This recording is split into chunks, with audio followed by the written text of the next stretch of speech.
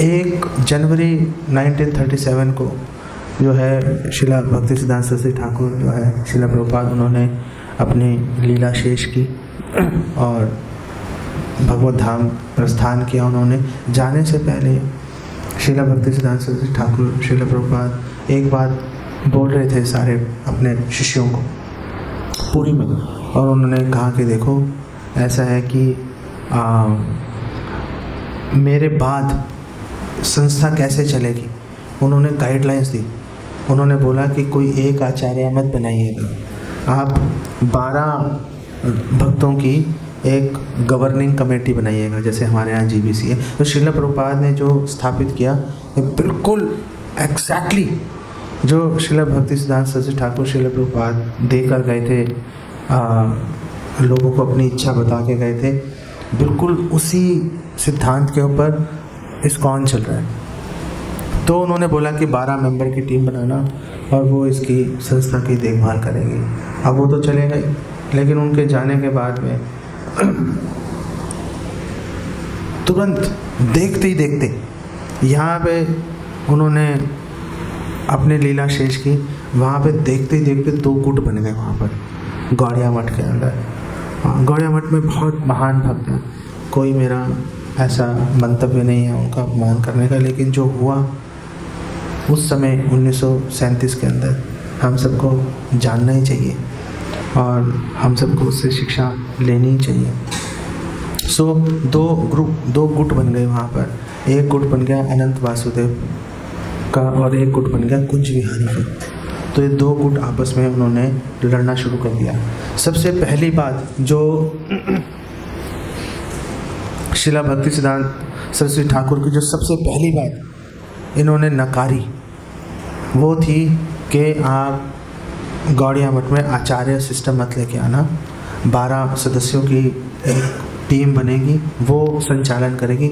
सबसे पहले उन्होंने अनंत वासुदेव और कुंज बिहारी प्रभु ने सबसे पहले इसी को नकारा और उन्होंने बोला नहीं, आचार्य सिस्टम होना चाहिए। जो गद्दी है हमारे गुरु की, वो गद्दी जो है किसी एक व्यक्ति के पास जानी चाहिए। अरे वो सामने से स्पेशली बोल के जा रहे हैं कि 12 लोग होंगे।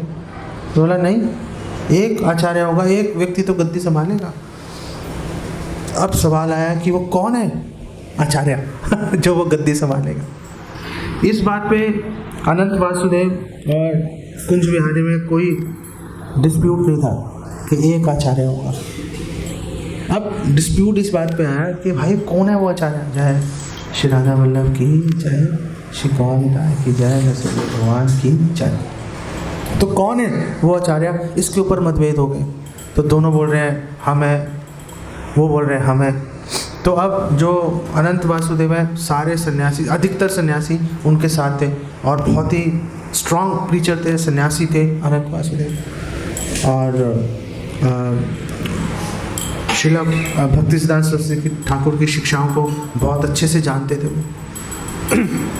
तो उन्होंने बोला कि सारे ज़्यादातर सन्यासी भक्त मेरे साथ हैं तो मुझे बनना चाहिए, लेकिन मैनेजमेंट कुंज विहारी के पास में थी। तो कुंज विहारी ने बोला नहीं, मेरे पास आने चाहिए। तो अब तो होड़ लग गई दोनों के अंदर कि कौन ज़्यादा से ज़्यादा प्रॉपर्टीज़ को हड़प लेगा। और ये बात वैसे तो शिला भक्तिसिद्धांत सरस्वती ठाकुर के जाने के बाद नहीं शुरू हुई, पहले शुरू हो गई थी। बाग बाजार में जो है वो संगमरमर का बना हुआ था पूरा मंदिर, आज भी आप जाएंगे आप देख सकते हैं, बहुत ही सुंदर मंदिर है। तो वहाँ पर ही भक्तों ने आपस में लड़ाई शुरू कर दी सुविधाओं को लेकर, और इतनी लड़ाई की कि शिला भक्तिसिद्धांत सरस्वती ठाकुर को बोलना पड़ा इसका मेरा मन कर रहा है इसका पत्थर जो संगमरमर है इसको उखाड़ के बेच दूँ और बुक्स प्रिंटिंग करूँ उसको। तो 1937 से पहले तक शिला भक्तिसिद्धांत सरस्वती ठाकुर ने 4 प्रेस भी लगाई थी और वो लगातार बुक्स वो मैगजीन्स छाप रहे थे, डिस्ट्रीब्यूट कर रहे थे। तो जब लड़ाइयाँ शुरू हुई वो प्रेस चलनी बंद हो गई। अब कौन चलाएगा, आपस में लड़ाइयाँ चल रही हैं अब तो वो प्रेस बंद हो गई, चारों की चारों प्रेस। और जब प्रेस बंद हो गई, जंग खा रही थी, तो उन्होंने क्या किया, शिला भक्तिसिद्धांत सरस्वती ठाकुर का जो बृहद मृदंग है, वो बोलते थे जो प्रेस है बृहद मृदंग है, नहीं आप सबने सुना होगा, तो उन्होंने उसको बेच दिया, उठा के बेचो इसको, हमारे किस काम की है। और कुंज बिहारी ने ज़्यादातर प्रॉपर्टीज़ हड़प ली और भक्तों को, सन्यासियों को अनंत वासुदेव अपने साथ रख लिया और जितनी संपत्ति थी वो हड़प सकते थे उन्होंने कब्जा कर लिया। अब दोनों एक दूसरे के खिलाफ कोर्ट में चले गए। अब कोर्ट में केस चलता रहा, तो एक कोर्ट ने, लोअर कोर्ट ने जो फैसला दिया, दूसरा पक्ष उसके खिलाफ और ऊपर के कोर्ट में चला गया, लड़ रहे हैं। तो फाइनली ऑर्डर आ गया कि जी जो 2/3 जो संपत्ति है वो जाएगी कुंज बिहारी के पास और 1/3 जाएगी अनंत वासुदेव के पास। लेकिन श्रील भक्तिसिद्धांत सरस्वती ठाकुर के विल का क्या हुआ? जो उन्होंने विल किया था, जो उन्होंने बोला था कि 12 सदस्यों की कमेटी बनेगी और ऐसे संचालन होगा। तो अगर आचार्य सिस्टम लेके आना है, अगर किसी ने किसी संपत्ति पे कब्जा करना है तो उस विल को झुठलाना पड़ेगा। तो कुंज बिहारी ने बोला ये विल जो है गलत है। बोला गलत कैसे है भाई, उन्होंने साइन कर रखी है, गलत कैसे है? तो अब वो एक तर्क लेके आए।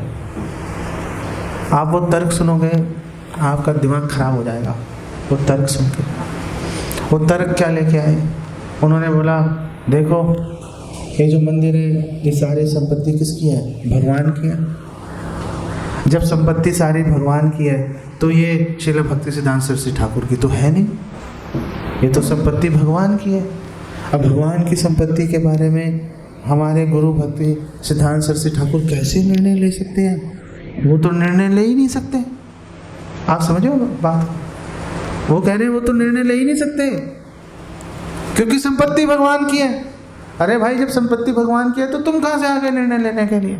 संपत्ति तो भगवान की है, लेकिन वो संपत्ति भगवान की है सिर्फ भक्तिसिद्धांत सरस्वती ठाकुर श्रील प्रभुपाद तक। आगे तो हम देखेंगे, अब आगे तो हमारी संपत्ति बन जाएगी।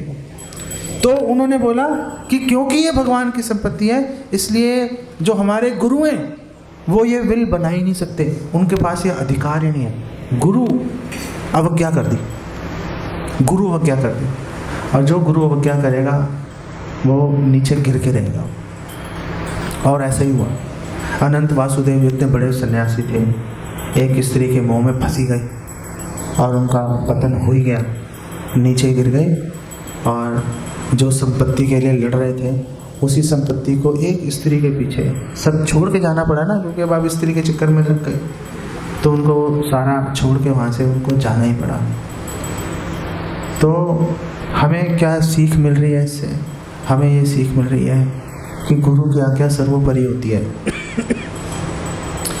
मर्यादा अतिक्रमण करेंगे अगर वरिष्ठ वैष्णवों की, गुरु की अगर हम आज्ञा का उल्लंघन करेंगे, ये सोचेंगे कि हम ज़्यादा जानते हैं अपने गुरु से, तो हम नीचे गिर के रहेंगे। गिर के रहेंगे क्या, ये विचार आते ही पतन हो जाता है।